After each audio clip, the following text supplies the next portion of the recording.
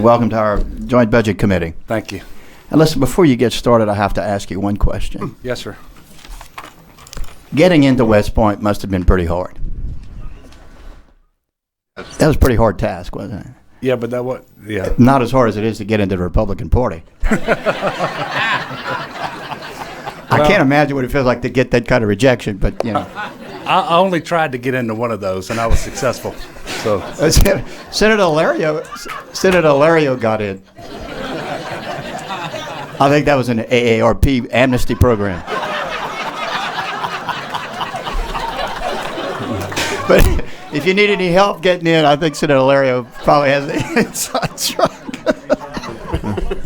Thank you very much, former Chairman LaFleur.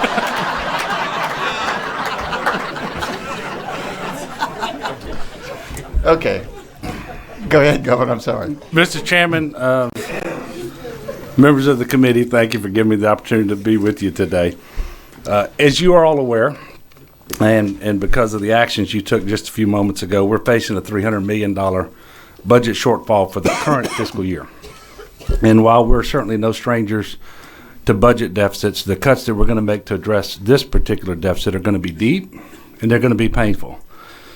After years and years of cutting, including a $313 million budget reduction just last month for the current fiscal year, it's an understatement to say there just aren't any painless options left for us.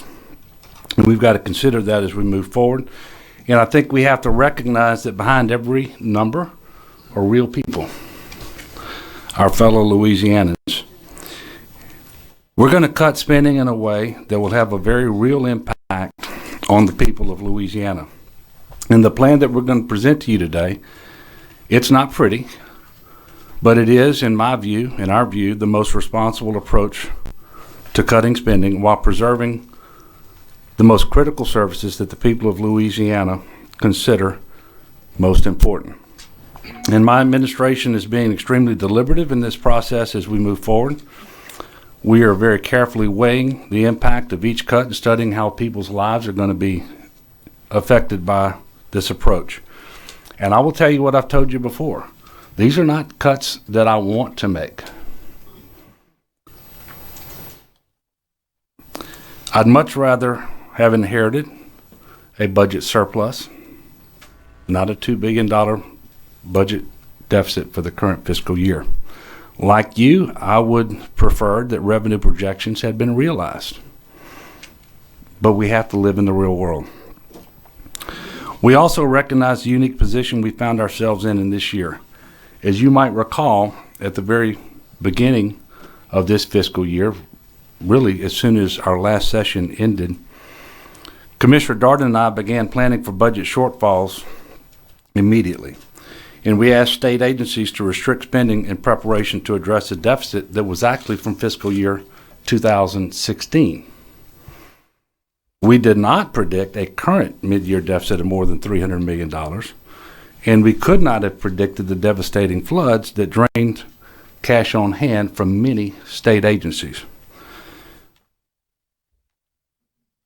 The response to the floods, coupled with the fiscal year 16 shortfall that we addressed at the end of last year, really just last month, have left our state agencies with very real cash flow challenges. And I say this to highlight how important it is for us to take this shortfall seriously. We should not waste any time because we have to solve it. So now is the time to summon the courage to fix the problem. In order to do that, I'm asking the legislature to approve the use of $119.6 million out of the rainy day fund towards the shortfall.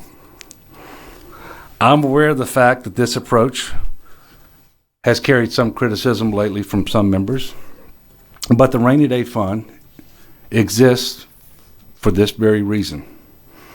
As we have seen over the last 2 weeks, any plan that does not make use of the rainy day fund would simply be catastrophic and unacceptable to the vast majority of people of Louisiana. And in fact, the previous administration tapped the rainy day fund 4 times for a total of $517.4 million. And that money was used when the skies were much clearer than they are today. It's important for us to recognize that.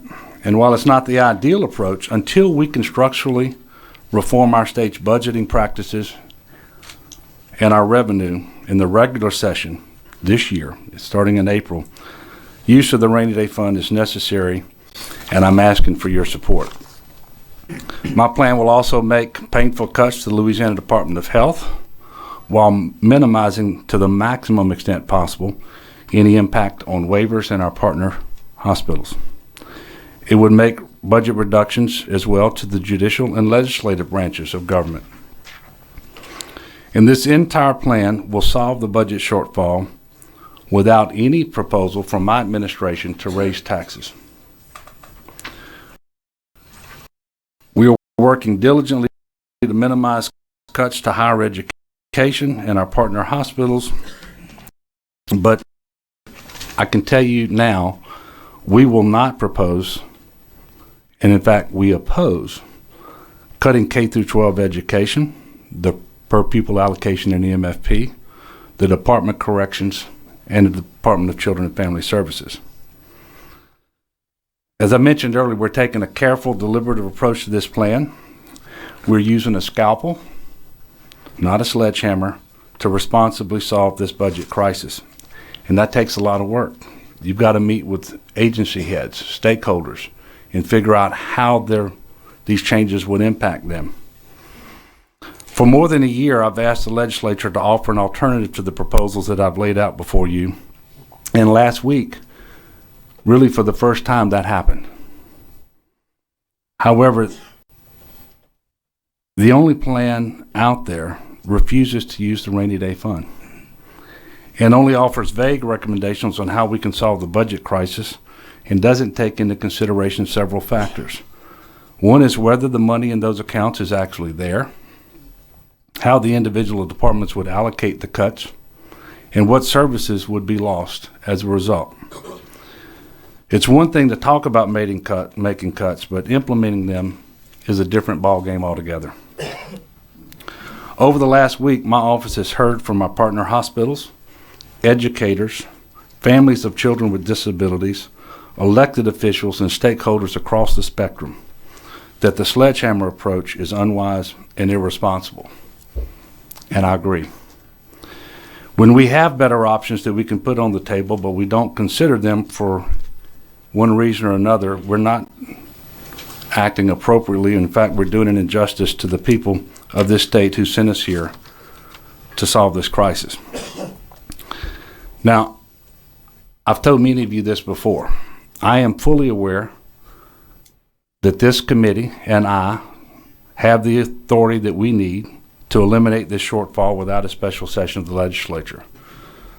But a principal reason why I will call for a special session is to swiftly approve the rainy day fund. Then we will know how much of the problem we're actually solving for with cuts.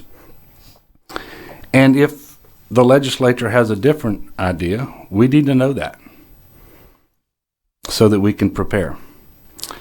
As we've seen with the proposal put forth without the rainy day fund, you're going to cut public-private partnerships in our hospitals, K through 12 education, and higher education. I just don't think there's any way around it under that scenario. Additionally, and importantly, without a special session, certain areas of the budget are off limits.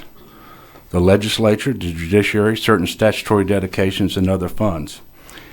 And when there are pots of money available from statewide elected officials that can only be accessed and put on the table in a special session, it's important that we do that.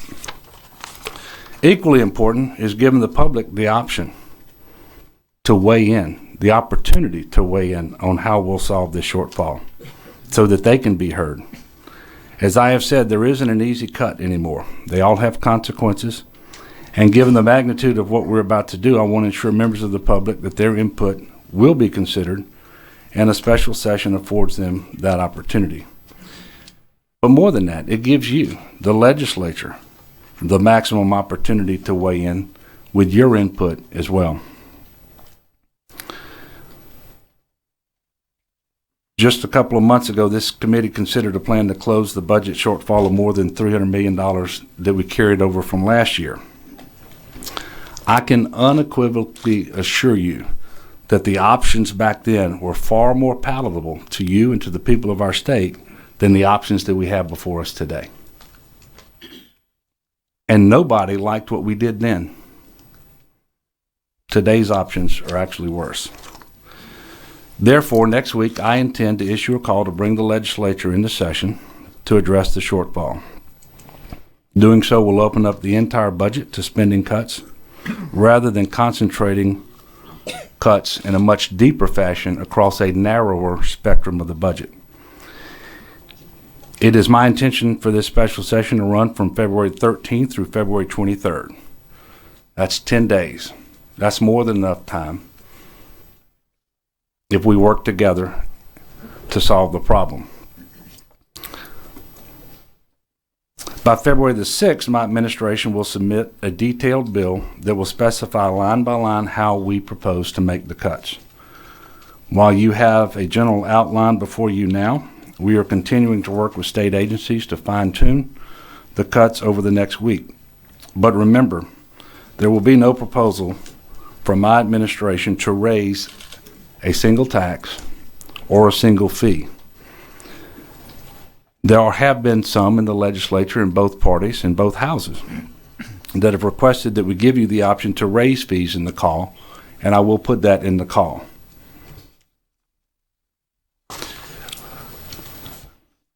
I want you to understand I'm the last person that really wants a special session. My life is actually easier when you all are not in session.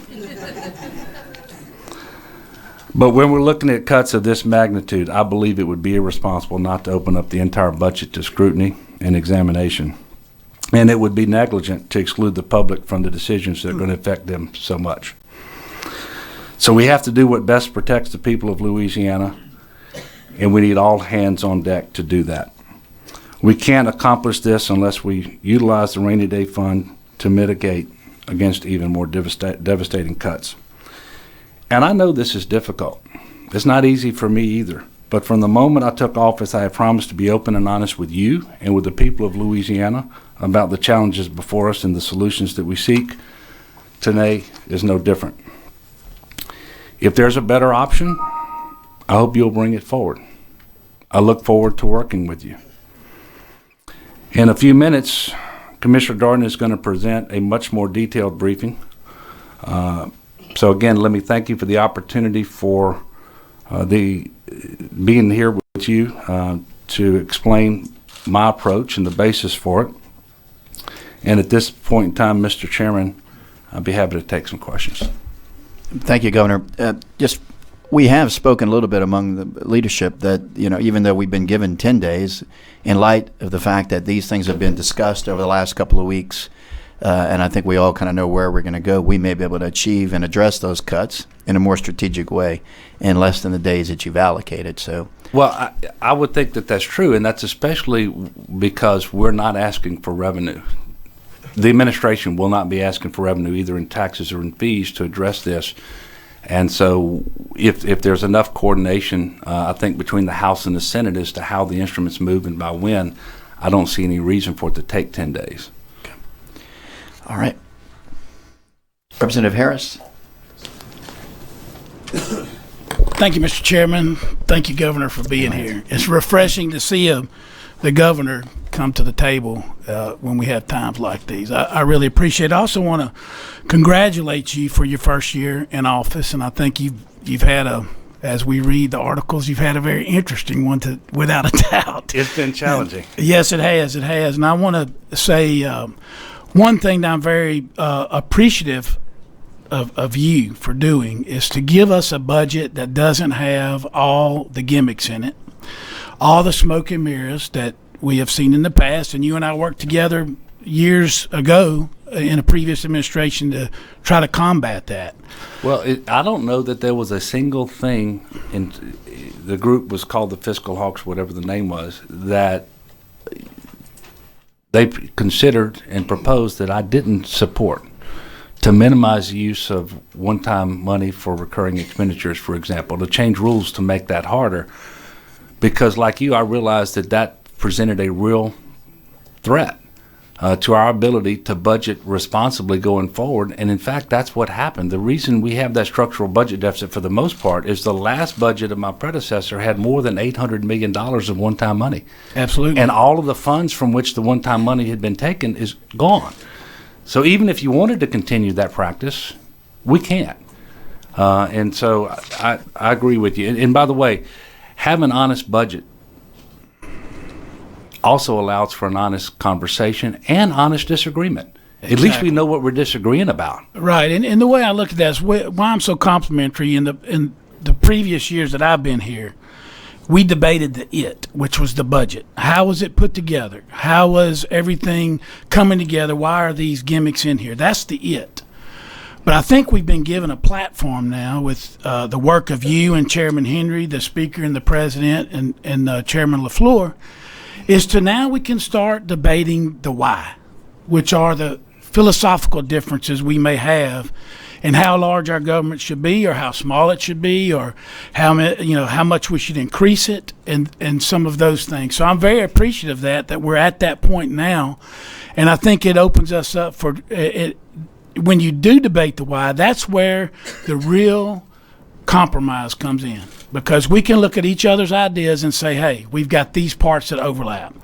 And I'm going to ask you some questions, but I want to assure you that my goal is to find that compromise over these next few months, because quite frankly, and I've told you this in your office, I don't care if I come back here, I want to fix Louisiana. That's my first job. And so that's what I'm going to do. And it may be uncomfortable at times, and I may throw something out in the press and have a little fun with it, dealing with it. But that is why I do it, is so that we can do it. But let me ask you this question. Today we're talking about a $304 million problem. That problem is created, in my understanding, because we have to balance the budget right now. That problem is a $304 million problem. If we didn't fix it, what would happen? The state would spend $304 million that we don't have. Well, potentially, but we have cash flow issues in our agencies too. And at some point, we may not spend because we may not have it. But if we have an obligation to take certain actions to attempt to address the shortfall within a certain time period, if for any reason we are unsuccessful and choose not to deal with it, just like the $313 million that we fixed in December from last year, we would be carrying that problem forward as deficit that becomes debt that gets taken care of first next year. Right. But really the point is, it'd be like in my home or my business, and I know that the banker calls and says, well, you're spending more than you're taking in, or I'm looking at my books, and if I don't fix it, then at the end I'm gonna have to write a hot check, basically, just to put it in layman's terms for some of my relatives to understand from my district. So we're dealing with a government in the past 14 years that has increased its spending at a rate of 4% per year. And when you analyze that 14 years, the spending is increased at 4% per year, while the consumer price index has only gone up an average of 2% per year, which is data that I looked up and had staff look at from Table 24 of the Department of Labor and Statistics, the federal government data. Well, that indicates that our government has actually been growing at a rate of 2 to 1 over the private sector. So there are, I think, some legitimate concerns about, have we been spending more than we take in? And you just gave a tremendous example of it in the last fiscal session. You said $800 million of one-time money was used to pay for extra spending. Yeah, not in the last fiscal session last year. Well, excuse me, I'm still stuck on those 3 sessions. But the last fiscal year. And I adamantly agree that practice should not have taken place, that we should have addressed the overgrowth of government many years ago, and we should have addressed it where you wouldn't have this problem right now. But that being said, the facts bear out that the state of Louisiana's government has grown at 4% per year, outpacing the private sector 2-1. And here we are in 2017, and we have the same amount basically of population that we had in 2004. And we've got a budget, and I know what the answer will be on this, that has increased at 10% this year alone, total budget. $2.8 billion more dollars that we're spending today in this budget, 2017, as opposed to 2016. And the second thing is state effort. State effort has gone up in the state of Louisiana from last year to this year, a total of roughly $902 million, 5.5%. And when I dropped my demonstration, by the way, demonstration, the definition of that is a long way from a plan. But when I looked it up this morning in the Webster's Dictionary, but when I dropped my demonstration, I took those factors into consideration. And I took the factor into consideration that LDH's budget this year, that's the Louisiana Department of Health, has grown on the total budget 30%. That $2.8 billion is in DHH that we have grown on the total budget. In the state effort, the LDH's budget has grown at $738 million over this time last year, a 24% increase over those dollars last year. So when I looked at it, I was saying, well, I have to be cognizant of the fact that LDH has grown so much, and they don't just do healthcare. That's the And I'm sure bulk there's a of it. question coming. There right? is. Okay. There is. I have to set the premise. So my question is, when I hear when we're starting these discussions, and I was on my way out to do my inventory at one of my stores yesterday, and when I count 10 cans of Coke, and I'm supposed to have 10 cans, and there's only 8 when I get there, I know 10 minus 2 equals 8, and I've got 2 that are missing. Another 147, 20 million of that LDH possibly would face if we use that scenario is stat debts. Okay, so there's 127 million. And when I look back at it, I was on my way and I heard one of your spokesmen say that demonstration would totally do away with waivers. It would totally do away with the private-public partnerships. That it would totally would let 48, the other part about the Department of Corrections would release 4,800 prisoners. And so I got to thinking about that. I know the math because I'm here in Baton Rouge and I asked the staff. Waivers is $200 million a year in state effort. The private-public partnerships are $450 million. Now, when I take $127 million from $650 million, there's still some money left. So those two programs are not all going to go away under that scenario, are they? And the reason I ask that is as we go through this conversation, we have to use the facts to be able to have that discussion. Yeah. Well, you're going to get more detailed information from the commissioner shortly. I can tell you that the cuts that you proposed would absolutely threaten the continued availability of waivers.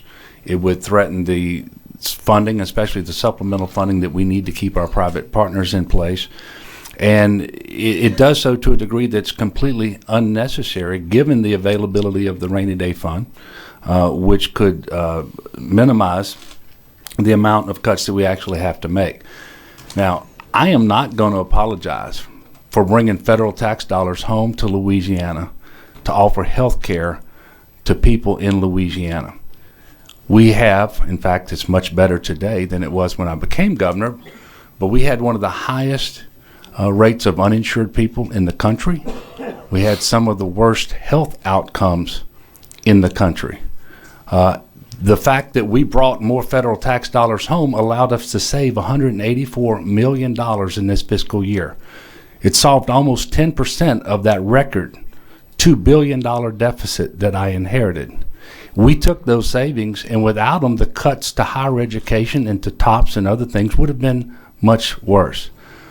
So I will not apologize to that. And when you talk about the growth in state government, I think it's very important to distinguish between state general fund and those dollars that we bring home from the federal government pursuant to the laws and the budgets that are passed by Congress. I said I would do it as a legislator.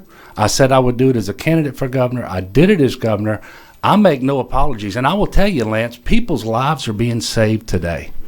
People's lives are being saved today because they have been diagnosed with cancers they didn't know they had before they had Medicaid. And people are being diagnosed with hypertension and diabetes. They are having precancerous polyps removed because they have access to colonoscopies they didn't have before. And so I'm not going to apologize for that. It's the right thing to do for our people, and it saved us state general fund dollars. And I don't think that's what I'm asking you to do. What I'm dealing in is just the facts about the numbers. Unfortunately, you can't put a face on that, and I get that.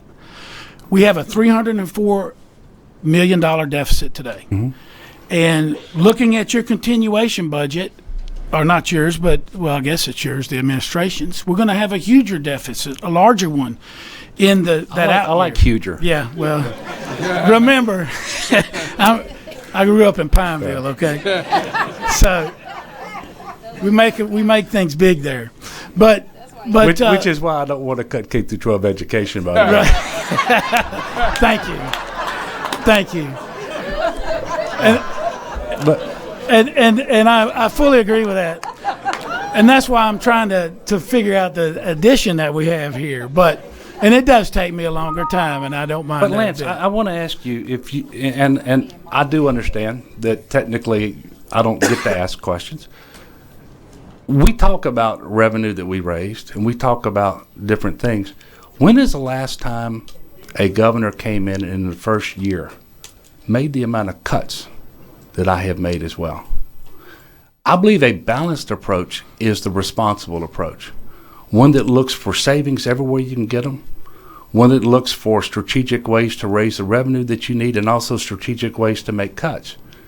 We have had a balanced approach. And the idea that I have been only about raising revenue as governor is false.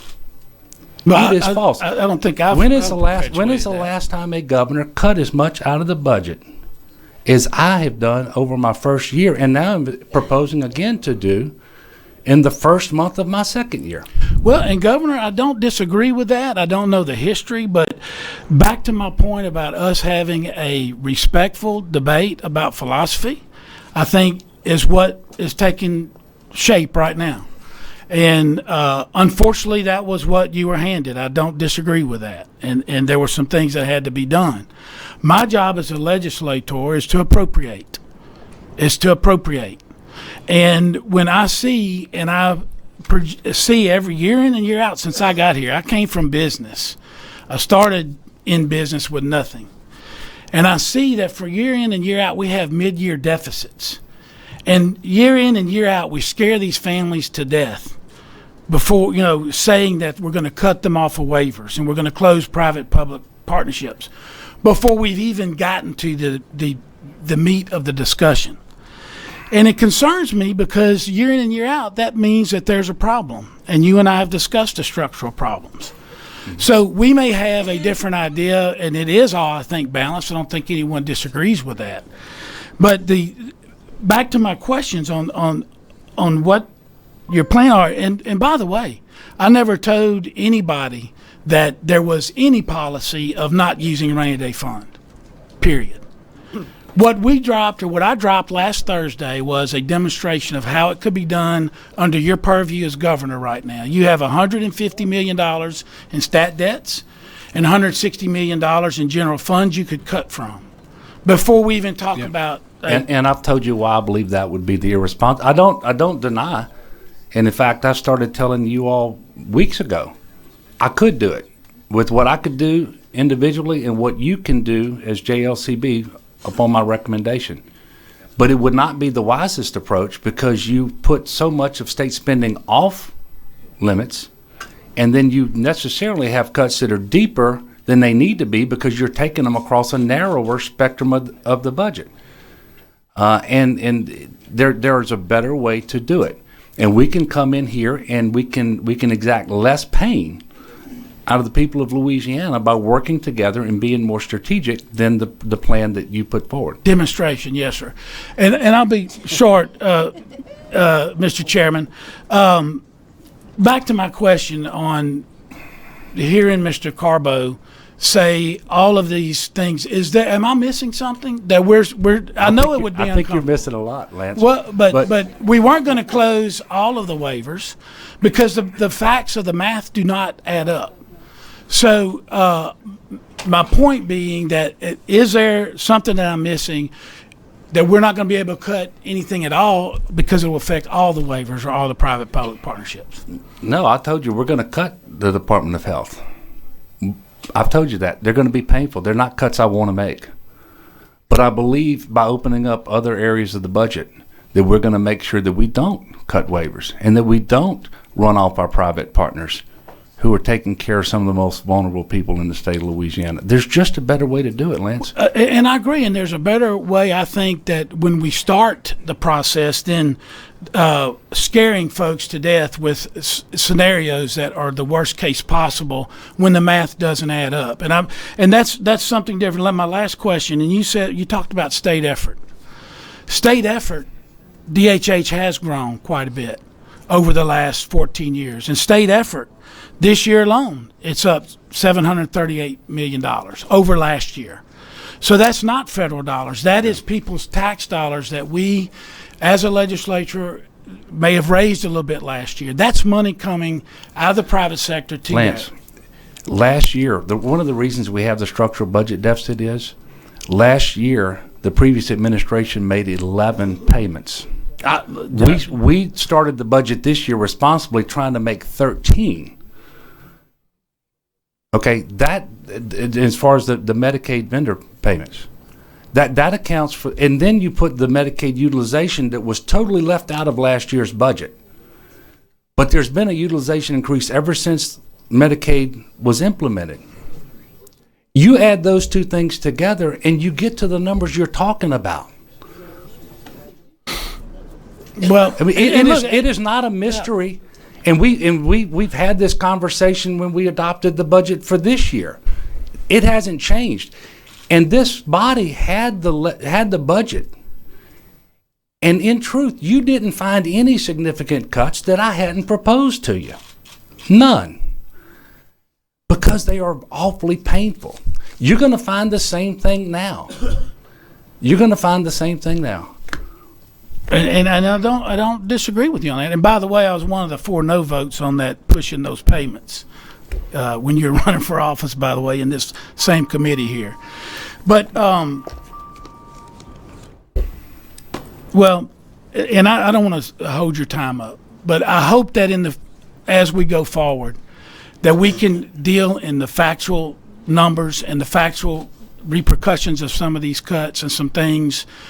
That it's not histrionics to get one side to do something else. I am committed to myself this session when I got reelected that I was going to be as honest with the public as I can be. Mm-hmm. And so you have my commitment as a legislature. That makes 2 of us. And I'll remain committed to the proposition that I will be accessible. I will sit down and talk and look in good faith for compromise. Now, I happen to think I have the best ideas. I do. but I know that there's a possibility out there that some of you have really good ideas too, and that could be valid, and that there is no reason why we can't sit down in good faith, figure out where we agree, where we disagree, and how we bridge the differences of the disagreement. That's what this is all about. But I will tell you that the plan that I'm putting forward today, I believe allows us the best opportunity to do that. Okay. Thank you, Mr. Chairman.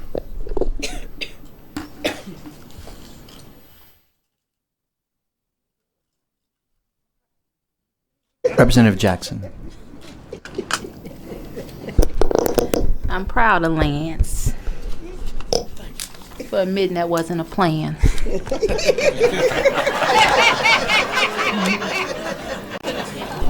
Mr. Governor, I was very hopeful that we wouldn't go into special session because I know it costs the taxpayers additional money, but I understand there's some things happening with this budget and with the uncertainty of the way the legislature feels about using the rainy day fund that drives us here. And my question is this: when you look at your budget authority and cutting, and we cut, what, 300 and some million, most of those were unilateral cuts, in December, what's remaining in your budget authority to cut without the legislature going in session? I didn't bring that number here. I think 179. 179 million. Yeah, and if you, Matt, if JLCB does its job, then I think we get up to, what, 300 and some million in cuts, we could actually make the cuts? Yes, ma'am. Adding the statutory dedications that JLCB can approve, if put forth by the governor, then that comes to, I think, 330. So if we weren't confused in this committee, we probably could get there without a special session, right? You could, but you're going to cut much deeper across a narrower spectrum of the budget. And that's why you're calling a special session. Absolutely. I think it's the fastest way to access the rainy day fund, fix the amount that you're continue to have to solve for, and then spread those cuts out. And it also, not just so that we can spread out the cuts, so that you have more of an opportunity for input in how you would like to see those cuts done, and so that stakeholders in the public can come tell you what their concerns are. Those things ought to always inform our decisions when we're talking about cuts of this nature. Yeah, and you served in this body, of course, and we've heard so many times, I think we received emails and still are receiving them, why are we constantly cutting higher education and health care, right? Why every time there's mid-year cuts that we're only going near, why won't we take a broader spectrum look at the budget before we make cuts? I think that's what you're trying to do. Right. We've all agreed that we need more flexibility. We ought to at least use the flexibility we do have. Right. And the rainy day fund, that's been a point of contention in the media amongst members. The rainy day fund, why does your administration feel it's necessary? I know why. I believe it's necessary to use it. Because even though it's clear out there today, for purposes of the rainy day fund, it's storming. Right. I mean, if you look at the budget adjustments, the reductions that have happened over the last 12 months in the state of Louisiana, and then you factor in the impact that the floods have had on the cash that's available to our agencies, the idea that under these circumstances we wouldn't access the rainy day fund for its express purpose just doesn't make any sense to me. I cannot fathom a good reason not to do it. I told someone this morning in committee, we were talking about the rainy day fund. I said we use it when we're raining, but after 6 or 7 years of cuts, I think we're having a Category 5 storm in Louisiana. And I don't know what justifies it other than what's happening right now. And I believe that and by the way, I offered some plans to do this last year. We better fix our structural budget deficit so that we're not having to do this. That's what April presents us an opportunity to do. The last fiscal session, normally scheduled fiscal session before July 1st, 2018, when 2/3 of the revenue that we did raise falls off the books, we have that opportunity in April. And now that we've got a task force report that gives us a blueprint of a responsible way, incorporating best practices from looking at the situation around the country, we really have that opportunity in April. But we got to get to April. Right. And we're not there yet. We have to tackle this challenge that's before us right now. Right, and that task force was put together by one of our Republican members, I think Representative Schroeder. Well, it was a compromise between myself and the legislature, but it was, I think Representative Schroeder was the leader on it, but it was more, it involved members from the Senate as well, as I recall. Right, but I'm saying it's bipartisan. Yes. You're looking at those recommendations, year-long task force, and so you're saying let's do something until we can get to April. Let's not hurt our people to the point they can't recover right now. Correct. And we won't deplete this fund. I know I've received a couple of calls because the public doesn't generally understand the rainy day fund, but as I understand it, we will not deplete this fund by using the max. Well, you can't use more than a third of what's there. Right. There's a $25 million payment that's going to go into the fund this year. It hasn't happened yet, but it will happen during this fiscal year. We also have a stream of payments coming from BP over the next 16 or 17 years. And every time that payment comes in, another 25 million or so goes into that fund. And we all look forward to the day when excess mineral revenue starts flowing into that fund again. And so we have a mechanism in place to restore the fund from what we would use this time. And that's been the public's concern, and that's what we've been telling them. Now, you also allocated, you told your departments to withhold 5% of their department, their budget in anticipation for mid-year budget cuts. We told them to prepare for a mid-year cut in order to be able to respond to the deficit that accrued last year that we knew about. Right. That we disclosed to the legislative leadership, that we had our economists disclose to the legislative leadership, that we were going to close last fiscal year on June 30th in a deficit. At that time, we thought it was $200 million. Right. The legislature chose not to do anything to prepare for that. I told as much of the state government as I could to be prepared to respond to handle that particular shortfall, which turned out to be $300 million. And that adjustment was made in December. But in addition to that, all of those state agencies, I shouldn't say all of them, many of them, and you can get information about this later on today, have incurred tremendous expenses to respond to the flood for which they have not been reimbursed. And so we have significant cash flow problems as well in the state government today. Yeah, because a number of people believe that when you declare a disaster, that FEMA kicks in all of the disaster funding. What we've been having to educate our constituents on, at least in my area, that experienced the flood in March, is that some of that came from state funds and state departments, which we couldn't almost anticipate. all of it comes from state departments, and then you will get reimbursed. And the response to the March flood is going to be reimbursed less 25%. The response to the August flood, which was much bigger, is going to be reimbursed less 10%. But the reimbursements haven't come in. That money is not here yet. But the money has been expended.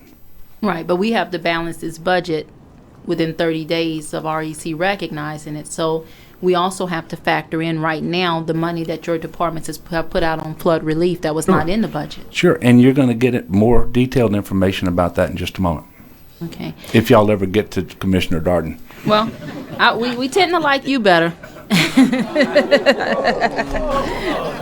Commissioner Darden and I usually feud. We were here in November. No, I love Commissioner Darden. He knows that was a wonderful lieutenant governor, did a lot for Northeast Louisiana. Can't thank him enough. But I'm with Lance that it's refreshing when we have a governor that not only comes to the table during these times but answers questions. I'm not used to that during my tenure here. So, well, thank you. We're probably more excited than usual that we're actually getting to discuss the real budget. But I am looking forward to the day when we stabilize our state and we're having these discussions about how we're going to make critical investments, not drastic cuts. Right. And Commissioner Darden and I always joke about that. I said, look, I loved you as lieutenant governor. You did a lot for tourism. You miss it when it's gone. You have to adapt when someone new comes in, which I don't have any disregard for the new lieutenant governor, but you were just wonderful in that position. My last thing is this. I've heard a lot about Louisiana Department of Health budget growing. But when I look at the numbers and the trends since 2003, we serve over 500,000 more people right now. And so I'm drawing an analogy that if you're serving 500,000 more people, then the budget has to grow for the services you're offering. Now, some attribute that to this little economic recession we've seen ourselves in, where people are losing jobs, more people are using services. But, I mean, we had a last administration that said we were going to do more with less, which means our people suffered. I don't think DHH budget grows, Mr. Governor, because we're spending more per person. I believe it grows because your department is having to take on servicing more than 500,000 more people over the last 10 years than it serviced before that. Yeah, and I think all of that is why we need to make agency heads available to answer very specific questions so that your decisions are informed decisions. And a session affords you that opportunity to do that. And so that we can make the most strategic cuts and take that scalpel, as I said, rather than a sledgehammer. Same thing we advocated for in this committee when I and others were not for your November plan.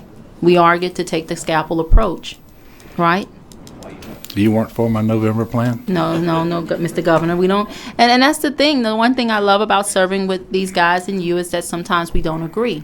But what we advocated for in November when Commissioner Darden was here is that, hey, I want to look at why we're cutting higher education so deep. And we had this discussion. And so we were able to reduce the cut, not eliminate it, but reduce the cut to higher education by working with you all. Right. And we also sat down with you to examine areas where you thought you could get savings or cuts and further minimize those cuts to higher education, some of which panned out and most of which didn't. But we sat down and we worked not just with you, but with a whole lot of folks. Right. And we're going to continue to do that. And that's what I'm saying. I think what you're giving us this time is what the constituents have been asking for years, and what we asked for in November, the ability to not just subject higher education and health care to the cuts, but look at the entire budget, the legislative, judicial, every budget, and figure out what's best for the people of Louisiana. I am supportive in what you're doing, refreshingly so, because Commissioner Darden probably didn't like me much in November. So I want to say I appreciate that, because in all seriousness, at some point, which is for me in first 5 years, this is the first time in mid-year budget cuts that we're answering the requests of the people and going into a session that allows us to look at all of the budget. So thank you so much, Mr. Governor. Thank you.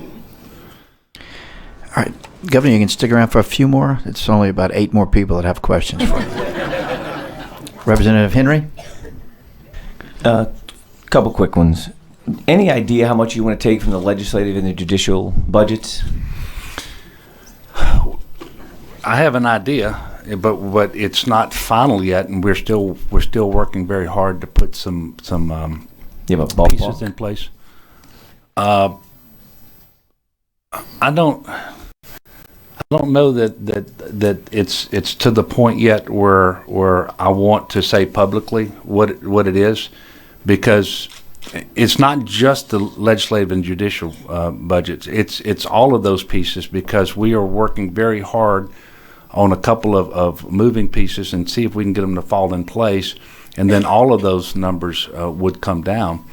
But certainly we believe that at the end of the day there will need to be some reduction on the legislative side and the judicial side, in addition to statewide elected officials and the Department of Health and any number of other areas. But those are the two areas of the, I think it's like 5 areas if you go in a special session that you can take from that you wouldn't ordinarily have access to. Yeah, but there are also ways that we can reduce the budgets for statewide elected officials, and I think it's by going beyond 5% of statutory dedications that's not available. Right, yeah. but but those are the ones that, when you and I talked previously, you wanted to get a hold of those, which is your prerogative. I was just curious whether we had brought that number in a little bit closer to figure out what we wanted to do.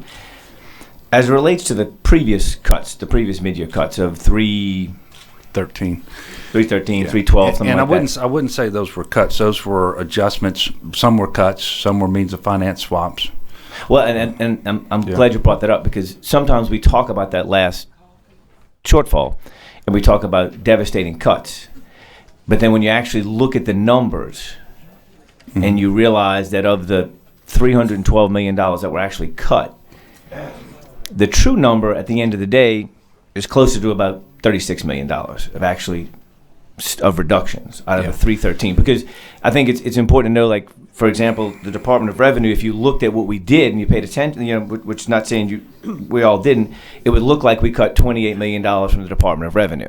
But in that same moment, we backfilled $28 million with the Department of Revenue through statutory dedicated funds. Right. Or the Department of LDH, the one that we always have, that's when all the threats come about. It looks like we cut $251 million from them. But in reality, we cut 12. So my question is, as it relates to this deficit, if we use some of the numbers from the first deficit, but we actually implemented those reductions, some that you approved, some that JLCB approved, some were done by statutory, some stat deds, which JLCB approved as well, which came from your plan. We all worked well on that. If we implemented some of those cuts, that we thought we did, but we didn't actually do. Have you looked at that as an idea? I mean, I'm sure Mr. Robinson doesn't want to lose $28 million. I didn't think we made cuts that we didn't actually make. So I understand means of finance swap and what that means.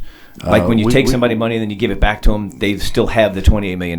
Well, it did free up state general fund in the amount that it was supposed to. And means of finance swaps are totally appropriate, and they've been going on forever. I'm not knocking that. I'm with you on all of it. I guess I'm trying to give a clearer picture to everyone when they think we've reduced spending or cut an agency by 313 million, that at the end of the day, the net effect to some of these agencies was zero. When the perception might be that we cut hospitals by 251, the net effect was really 12 million. I don't think any member of this legislature, of this committee, had that perception. We didn't have it. All this was fully discussed as to how we were doing it. And one of the things I said in my presentation was that the options before us now are not as attractive as those that were before us when we did handle that, because all of those means of finance swaps that were available, they've been utilized. Right. So the agencies that were going to take a cut, we were able to backfill them and fill them, which was I'm not knocking that. That was obviously something that was beneficial to everybody.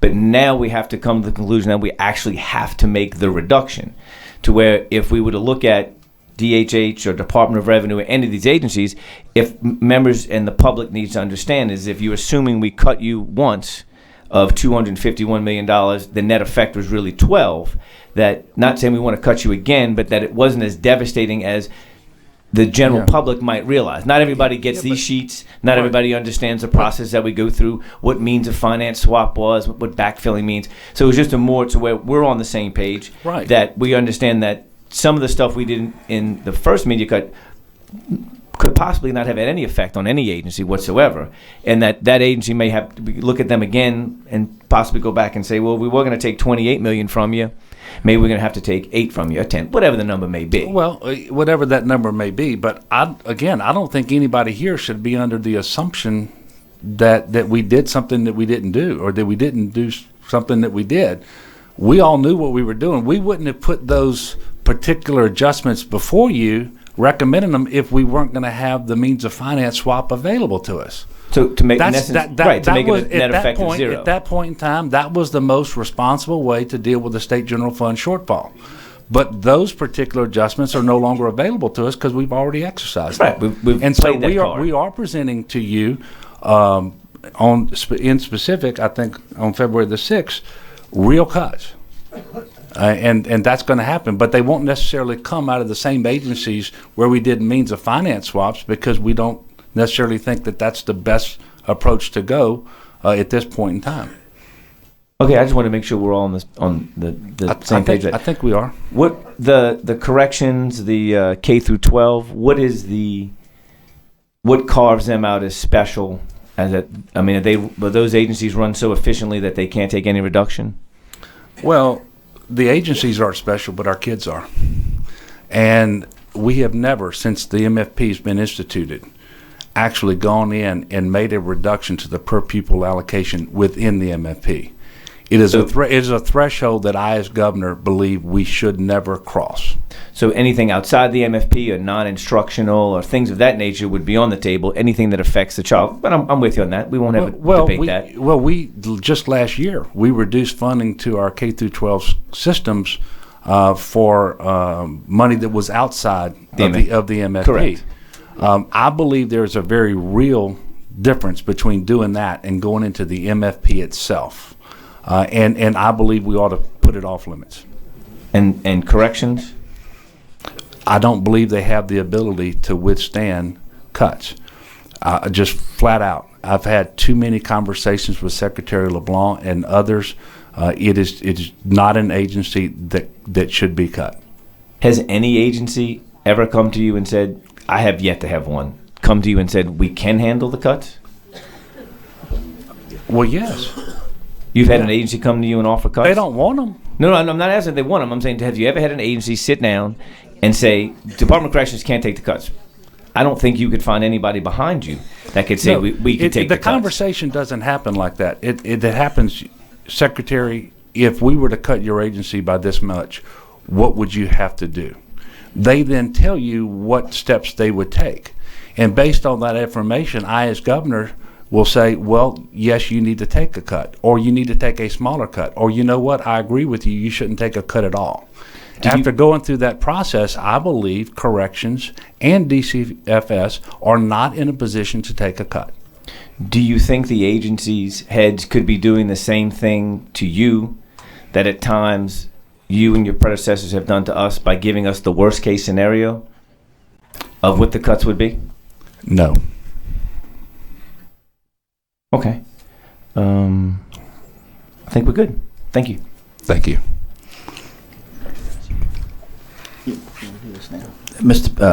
Senator Lario.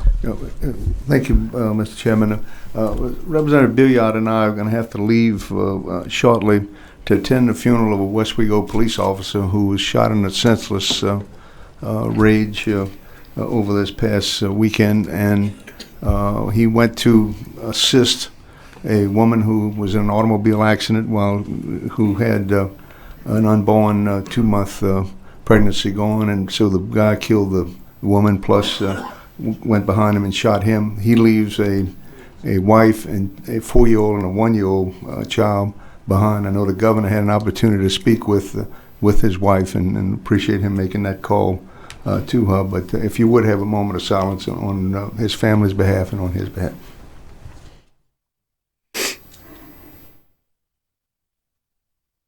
Thank you very much. Okay. Representative Lejay. Thank you, Mr. Chairman. Thank you, Governor. I do want to thank Lance, or Representative Harris, for the work that he's done in laying out his thoughts on where we should go, and for framing this as a discussion about facts and where I think we all can agree it should be. I want to preface this comment making it clear that I mean no disrespect to Representative Harris, but there is a famous quote about statistics, and it starts with there are 3 types of lies, damn lies, and statistics. And in no way am I saying that Representative Harris has misled, but the point is statistics can be used in very different ways to lay things out. In fact, Governor, I had heard some of the comments made, and so I asked our staff to dig into some of these numbers. And Representative Harris chooses to speak about the last 14 years of budget cycles. There's a very different picture that gets painted if you look at the last 10 years of budget cycles. In fact, it shows total appropriation of $845 million less in the current fiscal year than in FY 07-08. $222 million less investment in higher education that I think you've spoken about on many occasions. $893 million less total appropriated and non-appropriated spending. All these reductions over the past 10 years. Additionally, most of the change, as you know, I think, as it relates to Medicaid funding, is the difference between last year and this year. And you made the comment, and I agree with it, that you're not going to apologize for bringing federal tax dollars back to the state of Louisiana. The calculations that I've done and that I've looked at show that the growth in that program has been approximately $2.8 million, $800 million of which is accounted for by taking into account the change in our FMAP from 74 to 62 over the last several years and the years following Katrina, and then the additional $2 billion in federal funds that were returned to the state to pay for health care services. Now, these aren't dollars that get brought to the state so they can be given to people. They're dollars that are brought to the state so that they can pay for health care services, right? Correct. So an individual shows up at the hospital or at a healthcare provider to receive some sort of healthcare service, and those federal funds are matched with state funds to pay for that service. Correct. Right. I also think it's important that we look at some things that are not necessarily in anybody's control, that have happened over the last 14 and over the last 10 years, and that's mandated costs. This is something that impacts every agency every year as we try to budget, and I'm sure that the commissioner will be talking about it as he makes his more depth description of the continuation budget. But in FY 2003-2004, mandated costs, meaning retirement and health benefits, $1.6 billion. Today, in the last budget, $3.1 billion. An average change of 5.4% a year, 97.5% over the last 14 years. And actually a number that we have not kept up with. Isn't that right? That's correct. And a good part of that were very painful payments towards the UAL, as you know, which when the legislature decided in 1988 to put us on a payment plan to eradicate the initial unfunded accrued liability, they didn't put us on a level payment plan. It was very low for many, many years, and then it got very steep in a hurry. The good news is, although it's very painful, we're now on the backside of the curve. We're actually paying down principal as well, but it is painful. So yeah, we have just literally made our highest payments, and we're beginning to now come down, but they're still significant. Yes. Parts of the budget, and those are particularly difficult on agencies where the vast majority of spending is for personnel, because it leaves very little room for reductions. Even when you provide a standstill, you're amounting to a 5% cut. Right, and with respect, for example, to K through 12 education, if you go back to 2009 forward, the vast majority of those years, the MFP has been at a standstill. But really, they lose ground every single year because of those mandated costs, and I'm aware of that. We should all be aware of that. The fact of the matter is, fewer dollars get to the classroom every year that's the case, which is another reason why I don't believe we should go in and actually start cutting out of the MFP. Yes, sir. I also wanted to just share some other numbers on the Medicaid program, because I think it is important that as we discuss the issues, that we do have facts in front of us that speak directly to those issues. I think we're all familiar with the fact that health outcomes in this state are not something that we should be proud of at this point. No. That there's a lot of room we can make up and ground to cover in improving that. You know, being 49th or 50th in health outcomes is reprehensible. We ought to all be outraged by it, and it affects us in so many other ways. Our workforce is not what it should be because of that. The costs associated with our healthcare delivery systems is much higher than it should be. And I will just disclose to you that what I told Dr. Gee when I hired her. At the end of the day, your job is to deliver better health outcomes. And we're doing that. You know, we have thousands of people being diagnosed with illnesses early in those disease stages where they can be effectively treated and they can stay in the workforce, and the treatments don't cost as much and their quality of life is better. Specifically around diabetes and hypertension, for example. They're also able to show up at work more, be Absolutely. more productive. Businesses benefit, individuals benefit. And they're not going to the emergency room, which actually costs more and is less able to manage their diseases.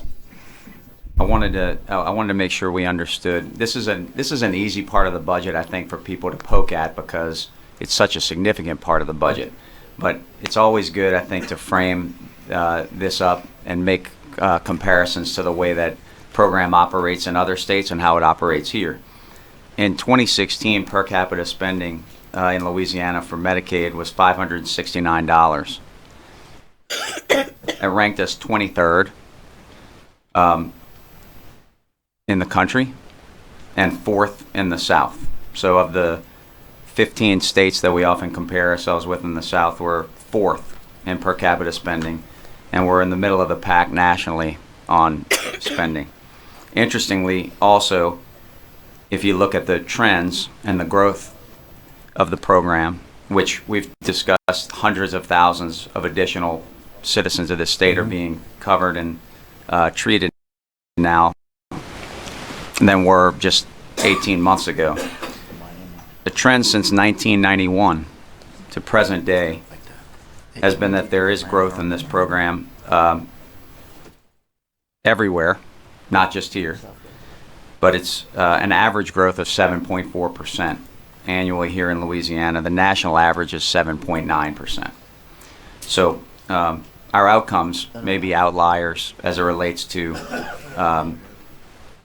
people's health, but the way that our program is operating tends to be either right there in the middle, and in some cases, when compared to our southern peers, actually at the top of the list. So those things ought to be kept in mind as we talk about efficiency and as we talk about delivery of care and management of our expenditures in the budget.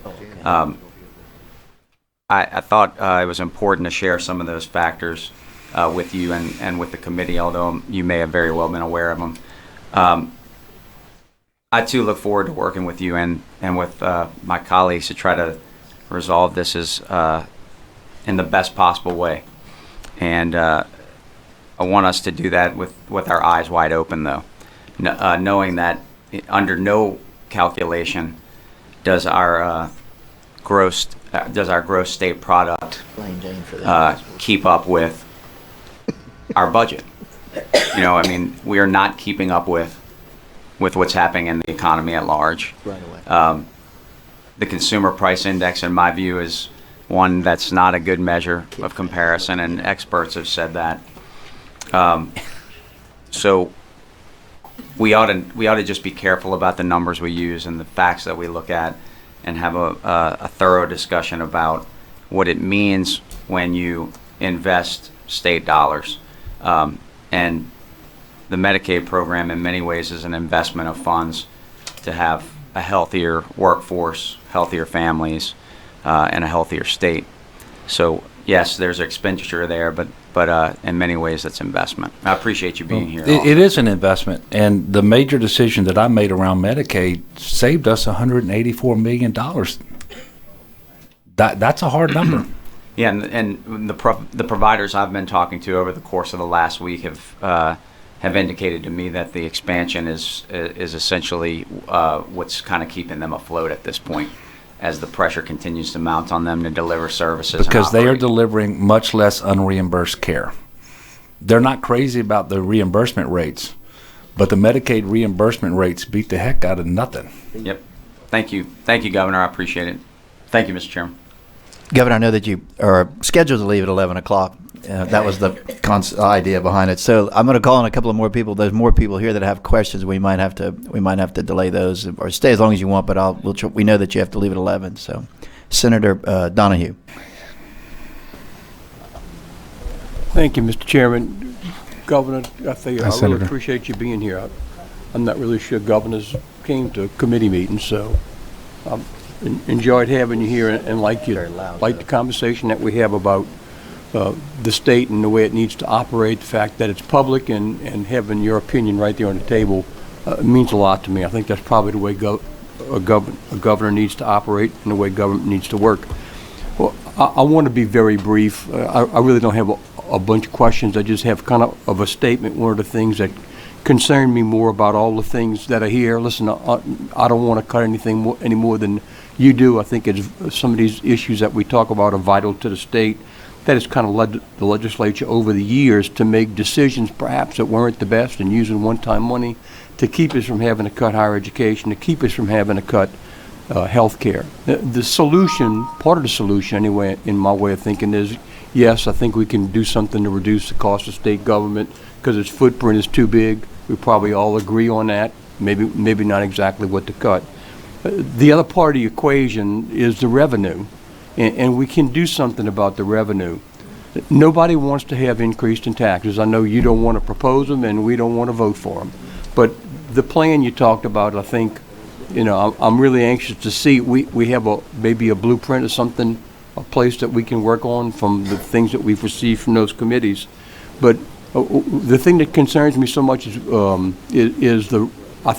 we always hear we have a spending problem. Well, perhaps we do, but perhaps we have a revenue problem too. Part of the revenue problem, I think, can be solved by increase in revenues without increase in taxes. I think there's two types of revenues that we could do. And part of that increase in the revenue that doesn't have to do with taxes is take a look at the exemptions and so forth that we have within the state. I could not agree with you more. And Governor, over the last several years, I have had pieces of legislation to try to get us to do that, to put it in the forefront, put it in the budget so the legislature could see it, et cetera, et cetera. And I told you in my office that I support that approach and that I would be happy to put that in the budget so people can see that what we're spending through traditional appropriations and what we're spending through tax expenditures. But the problem is, when I was doing that originally, you were just a lowly legislator, and now you happen to be governor. So perhaps there's more room then that we can get some of those things done. One of the things I think we need to look at, and you can certainly comment on it, but I just want to make a statement. I think that Greg Albrecht has told us the state's in a recession. I believe that's true, judging from the revenues, and we keep projecting these revenues. I don't think the people that project those revenues are bad at what they do. I think the situation in the state's changing, and those revenues are not coming in like they should. So maybe part of the plan we need to develop has something to do with the stimulation of the business interest in the state of Louisiana so that we have revenue growth, which would solve part of the problem that we have. I don't have a plan or is even that a stimulus demonstration. package you're looking for? A what, sir? A stimulus package? Well, actually, I'm talking about probably the opposite. Okay. But, stimulating business also has to do with the atmosphere that we create in the state for businesses to be able to operate. I've owned my own business for 40 years. The best thing the state government can do for me is stay out of my business. I don't need state government to come in and tell me how much to pay people or how to operate or anything else. I'm an independent businessman, been very successful at doing that, and want to continue to do that in the future. And I think that creating that atmosphere, and I know you buy into that, creating that atmosphere by which businesses can succeed makes us all succeed. Yeah. I haven't seen that. I'm not being critical of you because you don't have the plan. I don't have it either, but I think that needs to be part of our consideration, Governor. Yeah, I think I agree with much of what you said. Businesses, especially those outside the state of Louisiana, who are looking at whether to come here or whether to expand their operations here, they want to see a stable and predictable environment across the board. And we have to remember that if simply being a low-tax state were sufficient, we would be there. Our combined state and local tax burden for decades has been among the very lowest in the country. We routinely have businesses deciding to go to other states where their tax burden is higher, but they know what it's going to be because they've got a structure that is stable and reliable and predictable. We need that as well. And if we can do that, we can then do the other things that businesses need to succeed, such as invest in transportation infrastructure, make sure they have educated and skilled workers, making sure that there is a quality of life for the people that they want to employ and bring to Louisiana where they know that they're going to have a good base of employees. So there's a whole lot more to it. Unfortunately, we're spending our time really just trying to stabilize things. And it is very difficult. And I think most of what you were talking about relates to what we're going to undertake in April, that we need to be successful at in creating that permanent structural tax reform, but also budget reform as well. I am mindful that the task force didn't just study revenue, it studied budget. And we need to do both things. Yeah, Governor, one of the things that I've learned in my 9 years here is being a legislator, being a senator, being a House of Representative member is okay. The truth of the matter is nothing happens in this state without the leadership of the governor. And, maybe that reflects on where we are today from what we've had in the past. So, that ball is in your court. I think you like the ball, so I think you'll be successful with it. But I think that's what we need to be, and I appreciate you being here. Thank you, Senator. Governor, I know you just have a few minutes, and we have several people to ask questions. I'm going to call on the very last person to ask you questions, only because the person after him is Francis Thompson, and that's going to kill your schedule. So we may not get it to Francis. We may not get to Senator Thompson. So we're going to end the discussion with Senator Morrell, and then hopefully you can follow up with all the guys here that have questions for you. So thank you. Senator Thompson will be at the mansion for lunch today. Senator Morrell. Governor, I've got a couple of points and questions for you. First off, I appreciate your candor in being here today. I think what Representative Harris alluded to is in my time and your time being here, we've both been here almost 10 years. Actually, I've been here a little longer than you. It's about 10 years. We have never had a governor come before a budget committee and not talk at us and then leave immediately afterwards. The fact that you've stayed here and answered questions and made yourself available is historic. And I think that we should thank him for that. Second, as much as going into this meeting, we all heard a lot of arguments against a special session. I have not heard any today, and I don't, unless I've missed something with my brief times in and out of the room, that I believe that all of us can agree from what I've heard today that it is imperative we have a special session and deal with this problem surgically rather than with butchery. And that we should all acknowledge the fact that we're having a special gives us all the opportunities to offer up any ideas that could solve this problem. As you said, in your proposal, you will not offer any tax increases, but you will include in the call the ability to do so if someone wants to. No, fees. Fees. Sorry. So at the end of the day, for people who have complained that calls have been drawn to strictly to not allow for the flow of ideas, this call will be drawn broadly enough so that there'll be some ideas that can be considered, but you will provide a blueprint, a plan of cuts, and there's nothing that precludes, I don't know what to call it today. First it was a plan, now it's a demonstration, but whatever version of Mr. Harris's plan we get, it can also be included and discussed in the course of that special session, correct? Yeah, demonstration, plan, abomination. I don't know what to call it, but you're right. Right, and though as Representative Leger spoke earlier, we constantly hear discussions regarding the growth of state budget, but there's no clarification in those comments how much of our state budget is federal pass-through dollars, and that as a state, as we get better at getting our share of our federal tax dollars back and implementing them into the budget, naturally the budget will grow. There's no differentiation between how much our general fund is state dollars versus how much is federal dollars we're just getting back, because every taxpayer pays their federal taxes.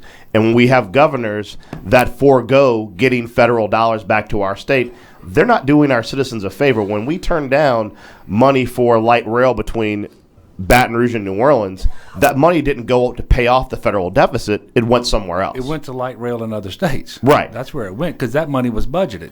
And to your point earlier, with Medicaid expansion, when this state passed on Medicaid expansion to previous governors, that money didn't go to the federal deficit; it went to other states.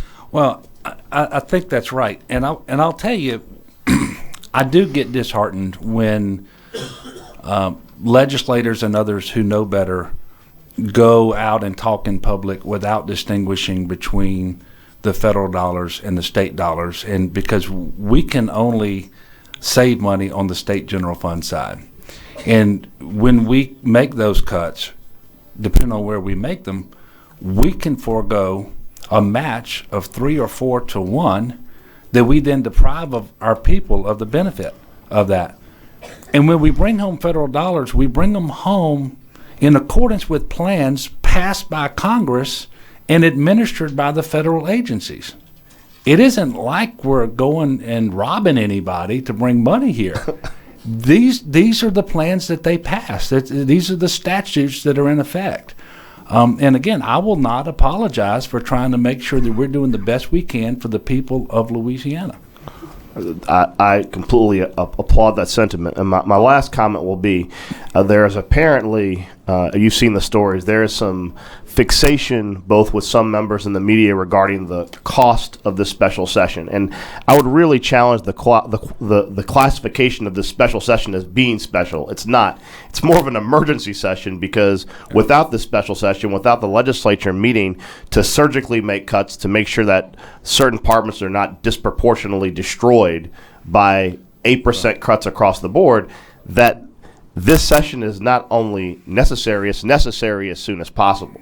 Well, the cost of the state of Louisiana of cutting deeper across a narrower spectrum of our budget is much higher than coming into session, spending several days, and getting it right.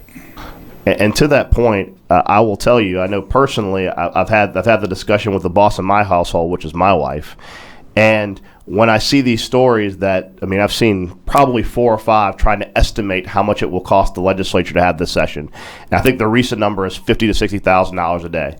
I believe so strongly in the need for this special session that I will forego my per diem during the special session, because I believe it is that important that we do so.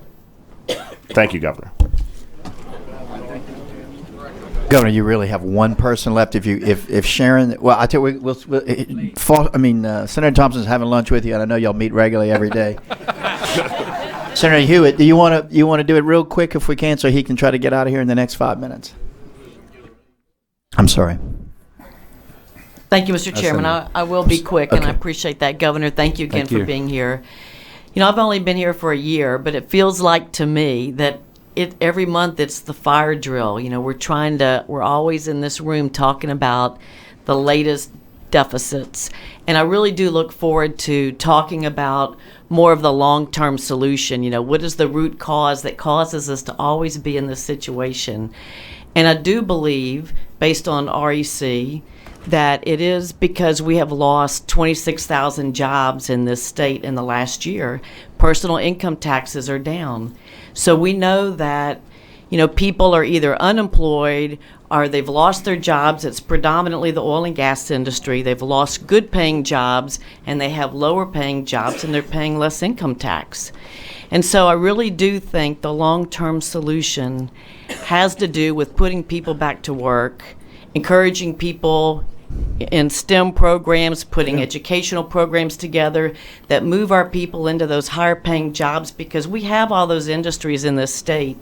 And so I guess I am reaching out and saying I also want to work with you on a longer term solution that is putting people to work, and it's making sure that we put the right incentives in place to do that, to actually create jobs. I'm not talking about the giveaways and the tax exemptions and all those things that maybe aren't really doing what we thought they were supposed to do, and finding a way to quantify those things and to measure those things, and to know that we're investing our limited state dollars in a way where we get the most bang for our buck. I agree with you completely. That is a part of the problem. We should recognize, however, there are areas in our state that are doing extremely well at the same time. Baton Rouge, New Orleans, Lake Charles, in terms of employment. And so the net loss of jobs is not what you said, but it is terrible for those people and for that sector of our economy. It's very, very important. And I look forward to getting money off the sidelines and back into oil and gas production, specifically the oil production, so that we get those service companies re-engaged and get people hired and get them back up to the salary that they need. We also need to make sure that the revenue structures that we have in place are adequate. For example, one of the reasons sales taxes are down is because people that you mentioned have less money to spend and they're buying less. Another reason they're down is more people, whether they have the best job they've ever had in their life, are buying on the internet. And those sales taxes are not being collected and remitted. And so we need to look at the way we impose the sales tax. And by the way, it isn't a new tax, as you know. The taxes are due on those sales. We just don't have a way to collect them, and they're not being paid. But if there's a way to do that, and then we also see if we can lower the rate, expand the base on the sales tax to include services, for example, some services that are taxed in other states, and that is one way that we can approach this problem too, and that really points towards April. and the need to be successful in implementing some of the strategies, some of the ideas that have been given to us by the task force. But getting back to employment full employment is incredibly important as well. So I think your point is well taken. Thank you. I look forward to working with you. Thanks for being here. Thank you, Thank Mr. you. Chairman. Thanks, Governor, for coming in and staying and answering everyone's questions. I think you feel that there's a general consensus that we're glad to have a governor that grabbed the ball and is ready to run with it, and that's been something new and different for us from the last 8 years. Problem is, when you grab the ball and run with it, people are trying to tackle you too. But I was an old football player. That's good. Look, thank you, Mr. Chairman and members. I really do appreciate the opportunity to be with you all. We need to come together and work in good faith with a lot of communication to solve this problem, to set the stage for success in April. And when we're successful in April, we're going to set the stage for long-term stability and success in the state of Louisiana that we have not had. That gets back to what Senator Hewitt was talking about. Why are we always here doing this? It isn't necessary. It is self-inflicted. But I will warn you of this. The things that the task force recommended and the things that I'm going to propose that you do in April look a lot like the things that you had before you last year. Let's summon the courage to get it done. Thank you. Thank you, Governor.